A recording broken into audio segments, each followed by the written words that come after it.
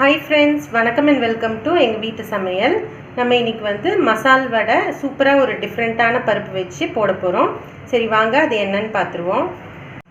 இந்த வடையில் என்ன ஸ்பெஷாலிட்டி? அதாவது இது வந்து பட்டாணி பருப்புன்னு சொல்லுவாங்க. ஹோட்டல்ல எல்லாம் பார்த்தீங்கன்னா இந்த பருப்பில் தான் முக்கால்வாசி போடுவாங்க. இந்த பருப்பில் போட்டால் கடலை பருப்போட ரொம்ப மொறுமொறுன்னு வரும். வடை வந்து சூப்பராக இருக்கும் உனக்கு.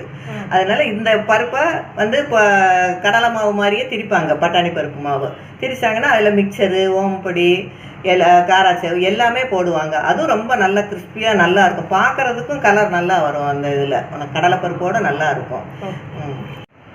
இதுக்கு தேவையான பொருட்கள் என்னென்னு பார்த்துருவோம். அதாவது 300 கிராம் பட்டாணி பருப்பு வந்து ஒரு 2-3 மணி நேரத்துக்கு முன்னாடியே நல்லா ஊற வச்சுக்கோங்க இப்படி.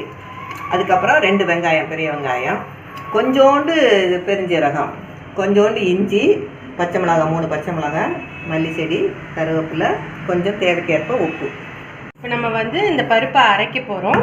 அரைக்கிறதுக்கு முன்னாடி கொஞ்சமாக ஒரு கிண்ணத்தில் இந்த அளவு ஒரு கைப்பிடி அளவு எடுத்து தனியாக வச்சுக்கோங்க. இப்போ நம்ம அரைக்கும்போது ஃபஸ்ட்டு பருப்பு சேர்த்துக்கலாம். அடுத்து இஞ்சி சேர்த்துக்குவோம். அடுத்து சோம்பு சேர்த்துக்குவோம் கொஞ்சோண்டு. இதை வந்து நம்ம தண்ணி இல்லாமல் தான் அரைக்க போகிறோம், கட்டியாக. இதை வந்து நம்ம தண்ணி சேர்க்காம கொஞ்சம் கொரப்பாக தான் அரைக்கணும். ஸோ நீங்கள் வந்து பல்ஸ் மட்டும் பண்ணாலே உங்களுக்கு அந்த கன்சிஸ்டன்சி வந்துடும். உப்பும் சேர்த்து இந்த கன்சிஸ்டன்சிக்கு நீங்கள் அரைச்சி எடுத்துக்கோங்க. நம்ம இப்போது இந்த பட்டாணி பருப்பை அரைச்சிட்டோம். இது கூட நறுக்கின வெங்காயத்தை ஆட் பண்ணிக்கோங்க. அடுத்து கொத்தமல்லி ஆட் பண்ணிக்கோங்க. பச்சை மிளகாய் ஆட் பண்ணிக்கோங்க. கருவேப்பிலை, அப்புறம் நம்ம தனியாக எடுத்து வச்சுருந்தோம் இல்லையா பருப்பை, அதையும் ஆட் பண்ணிக்கோங்க. நம்ம உப்பு போட்டு நம்ம அரைச்சிட்டோம். ஸோ உப்புலாம் செக் பண்ணிக்கோங்க நல்லா பிசைஞ்சிட்டு. எல்லாத்தையும் மிக்ஸ் பண்ணிவிட்டு இந்த மாதிரி உருட்டிக்கோங்க. இந்த மாதிரி உள்ளங்கையில் வச்சுட்டு ப்ரெஸ் பண்ணிங்க அப்படின்னா உங்களுக்கு வந்துடும் இந்த வடை ஷேப்பு. இப்போ நம்ம எண்ணெய் சூடாயிடுச்சு, நம்ம போட்டு வறுக்க வேண்டியது தான்.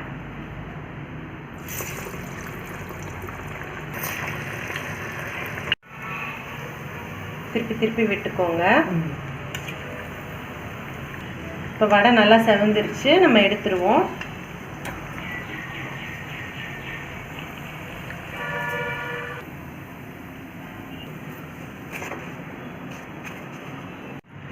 சுவையான பருப்பு வடை சூப்பராக தயாராகிடுச்சு. இந்த பட்டாணி பருப்பு பார்த்தீங்க அப்படின்னா நம்ம மளிகை கடையிலலாம் கிடைக்கும், நீங்கள் கேட்டு பார்க்கலாம். அப்படி இல்லை அப்படின்னா சூப்பர் மார்க்கெட்லேயும் கிடைக்கும்.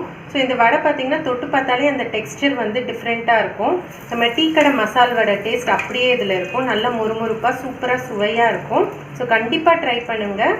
ட்ரை பண்ணிவிட்டு உங்களோட ஃபீட்பேக்கை எங்களுக்கு கமெண்ட்ஸில் போடுங்க. இந்த வீடியோ உங்களுக்கு பிடிச்சிருந்ததுன்னா லைக் பண்ணுங்கள், ஷேர் பண்ணுங்கள், சப்ஸ்கிரைப் பண்ணுங்கள்.